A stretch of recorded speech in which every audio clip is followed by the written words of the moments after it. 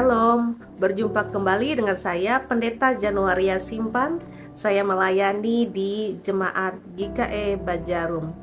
Dalam renungan edisi hari Selasa tanggal 7 November pada saat ini, bagian firman Tuhan bagi kita terdapat di dalam kitab Perjanjian Lama, yaitu Yosua pasal 5 ayat 10 hingga ayatnya yang ke-12.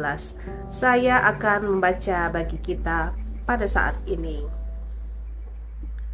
Sementara berkemah di Gilgal, orang Israel itu merayakan Paskah pada hari yang ke-14 bulan itu, pada waktu petang di dataran Yeriko. Lalu pada hari sesudah Paskah, mereka makan hasil negeri itu, yakni roti yang tidak beragi dan bertih gandum pada hari itu juga. Lalu berhentilah manna itu pada keesokan harinya setelah mereka makan hasil negeri itu. Jadi orang Israel tidak beroleh manna lagi, tetapi dalam tahun itu mereka makan yang dihasilkan tanah Kanaan. Amin. Saat ini saya mengangkat tema yaitu pemeliharaan Tuhan. Bapak, Ibu, Saudara-saudari yang terkasih di dalam Tuhan kita Yesus Kristus, dalam bacaan renungan hari ini, bangsa Israel sudah berada di tanah Kanaan, tanah yang sudah lama dijanjikan oleh Allah bagi mereka. Selama mereka di padang gurun, Allah memelihara mereka dengan begitu luar biasa sempurna. Setiap hari Allah menyediakan roti mana bagi mereka. Dan meski di padang gurun sulit untuk mendapatkan air, Allah juga selalu memberikan kepada mereka untuk diminum dengan cara yang ajaib. Bahkan dalam Ulangan pasal 29 ayat 5 dikatakan, pakaian dan kasut atau alas kaki mereka begitu kuat sehingga tidak menjadi rusak selama 40 tahun. Tuhan pun memimpin dan melindungi mereka dengan tiang awan pada siang hari dan tiang api pada malam hari.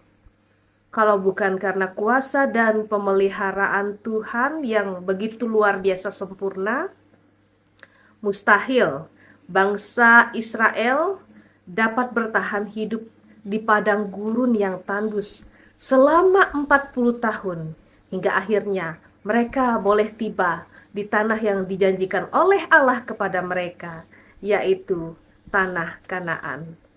Bapak, Ibu, Saudara-saudari, bagian firman Tuhan hari ini menandai berakhirnya suatu zaman dan dimulai zaman yang lain.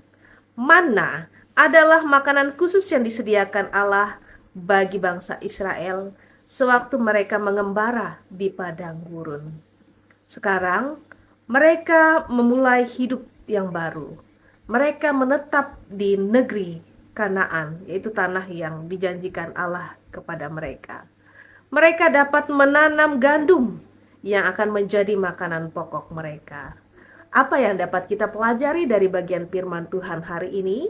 Bapak, Ibu, Saudara-saudari, merenungkan kisah perjalanan bangsa Israel di padang gurun hingga mereka tiba di tanah Kanaan ini membuat kita menyadari bahwa keberadaan kita pun sampai dengan detik ini hanya semata-mata oleh karena kemurahan dan pemeliharaan Tuhan.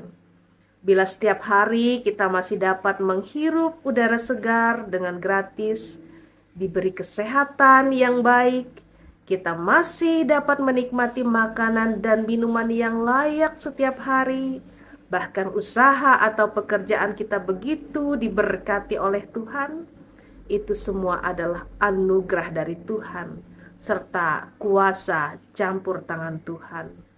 Bukankah ini adalah sebuah bentuk pemeliharaan yang sempurna bagi Tuhan atas kehidupan kita? Jika kita menyadari, sudah seharusnya kita mengucap syukur kepadanya dan semakin mengasihi Allah melewati tindakan dan perbuatan kita. Dia telah memberikan kita anugerah keselamatan yang kekal dengan rela mati di atas kayu salib bagi setiap kita yang percaya kepadanya. Untuk bersama-sama kita renungkan pada saat ini. Apakah kita pernah menyadari bahwa kehidupan kita hingga saat ini adalah karena campur tangan Allah? Saudara-saudariku, mari kita senantiasa mengucap syukur kepada Tuhan, sebab Ia yang senantiasa memelihara dan memimpin kehidupan kita. Tuhan memberkati melewati firman-Nya pada saat ini. Amin. Untuk menutup perenungan firman Tuhan pada saat ini, mari kita berdoa. Terima kasih Tuhan, kami telah bersama-sama mendengarkan serta merenungkan firman-Mu. Kami mengucap syukur Tuhan, begitu luar biasa kasih pemeliharaan Tuhan atas kehidupan kami hingga saat ini.